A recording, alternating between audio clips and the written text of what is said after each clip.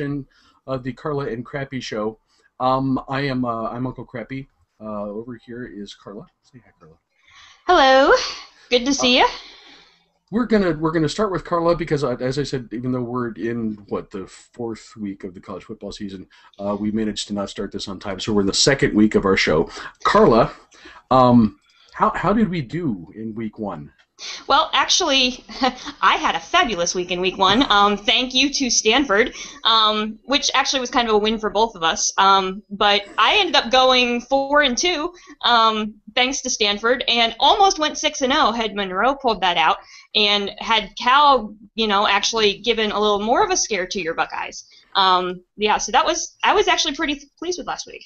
That was I was at the Ohio State Cal game. That was a little nerve-wracking. I had to work a lot harder than I thought I would. And Stanford, come on, seriously.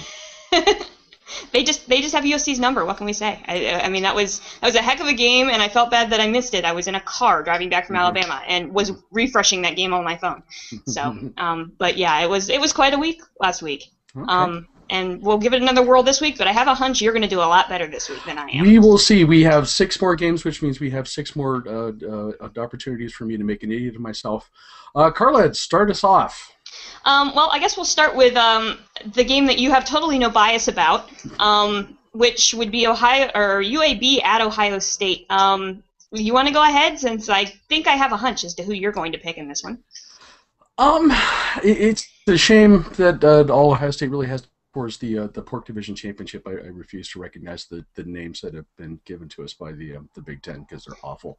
But with all the struggles of the other teams in the conference, it looks like they might actually be the best team in the Big Ten. I'm going to enjoy Saturday's win over Alabama or whichever branch you can. The school it is we're playing. Something like that, yeah. And to be honest with you, this is the hardest argument I think I've ever had to make when making college football predictions. Because UAB, let me think. They're 0-2. They played in the Conference USA. They've lost to Troy, which doesn't help my argument much. But the one thing I will say, this is a trap game for Ohio State.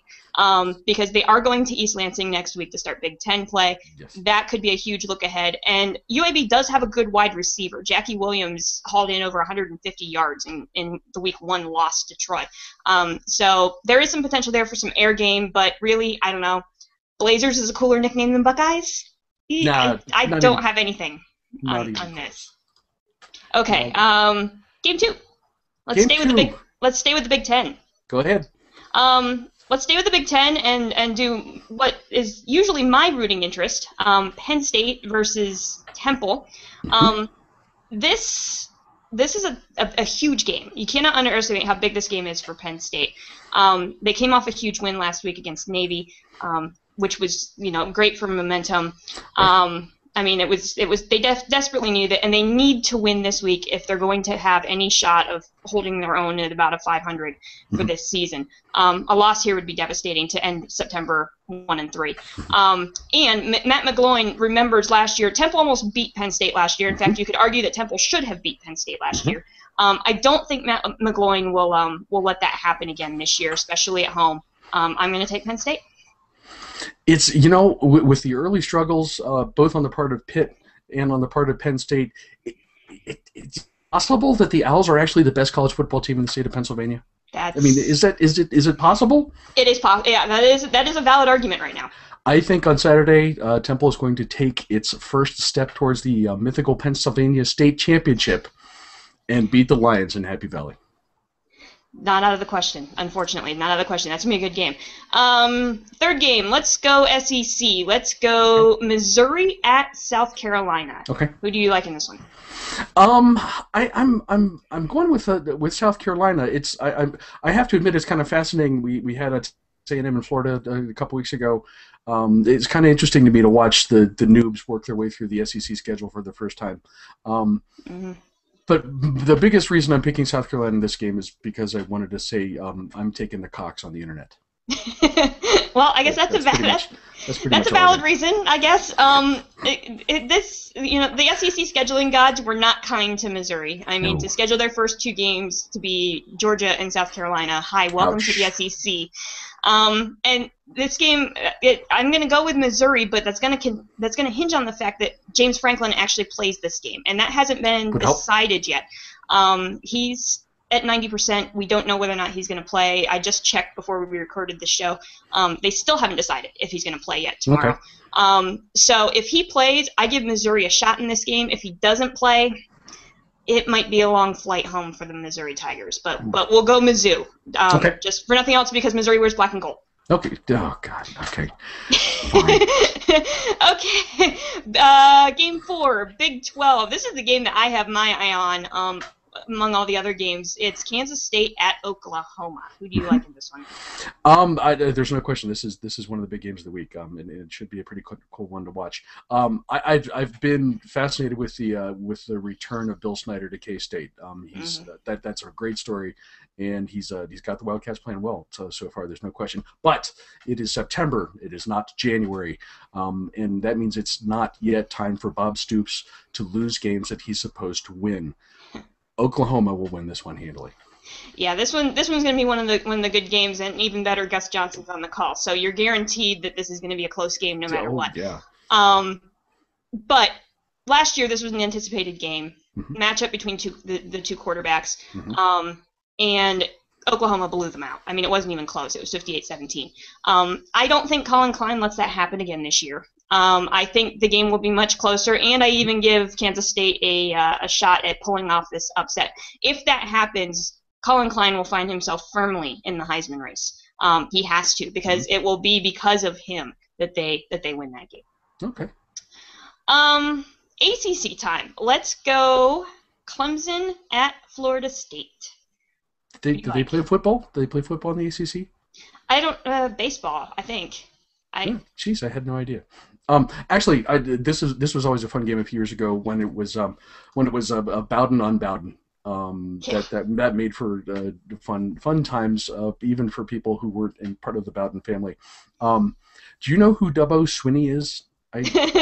Dabo. Yeah, it's a great Southern football coach name. I have to give him that. And Dabo is 3-0 so far on the season. And I just have a feeling, I know Florida State's really playing well also so far. I think the Tigers are going to come into Tallahassee and screw up Florida State's season. I see them winning on Saturday night. It's amazing how big this game is for a September game. Probably whoever wins this game wins the division.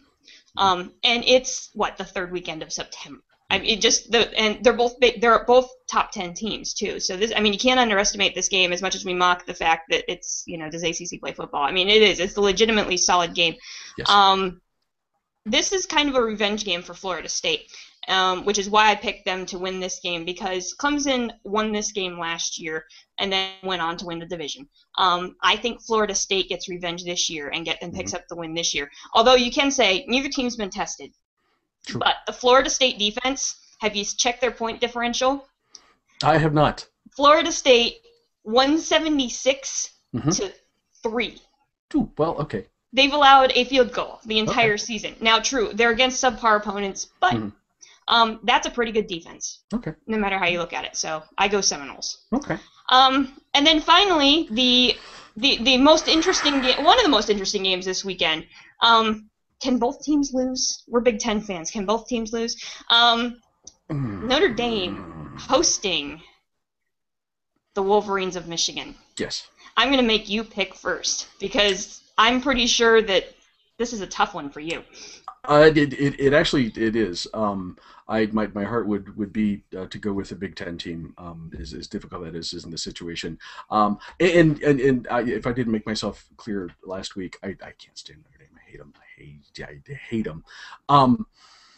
I'm beginning to wonder if any Big Ten teams outside of Ohio State are going to win any non-conference games at all this season. I think I can count one other maybe, but that's been about it. The Big Ten's just been awful in non-conference play. I was actually very impressed with Notre Dame against Michigan State last week, and I think the strengths in both cases are going to serve them well. Notre Dame doesn't appear to have a ton of offense, but Michigan still has no defense whatsoever. Go think back to the Alabama game a few weeks ago, and you'll see what I mean. It pains me to say it, but Notre Dame. My honest pick is that Notre Dame is going to win this game on Saturday night. Interesting. Okay.